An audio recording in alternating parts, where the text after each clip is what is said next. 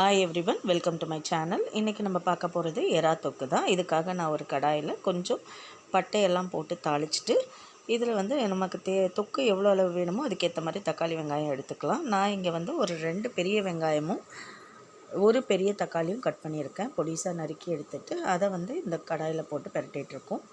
இதுக்கு வந்து கொஞ்சம் லைட்டாக வதங்கினாலே போதும் தக்காளி வெங்காயம். உடனே நீங்கள் இஞ்சி பூண்டு பேஸ்ட்டை போட்டு அதோடையே சேர்த்து நம்ம பண்ணலாம்.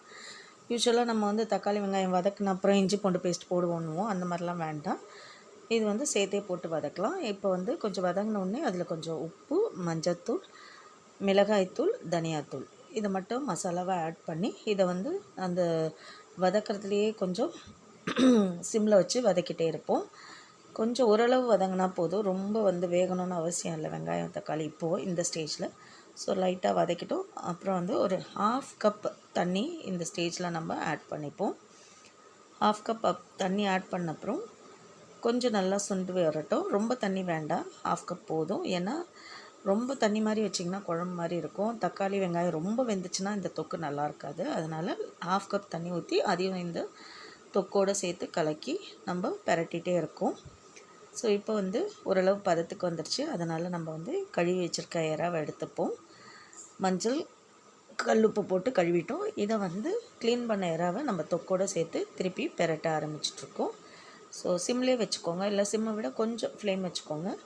லைட்டாக வதக்கினா போதும், போட்டு அதை வந்து ரொம்ப ஸ்பீடாக வதக்கணும்லாம் அவசியம் இல்லை. லைட்டாக சும்மா சாஃப்டாக பெரட்டுங்க. எறா வந்து ரொம்ப வெந்ததுன்னா ரப்பர் மாதிரி ஆகிடும். அதனால் ஒரு மேக்ஸிமம் 10 கூட வேண்டாங்க, ஒரு 8 மினிட்ஸ் போதுங்க.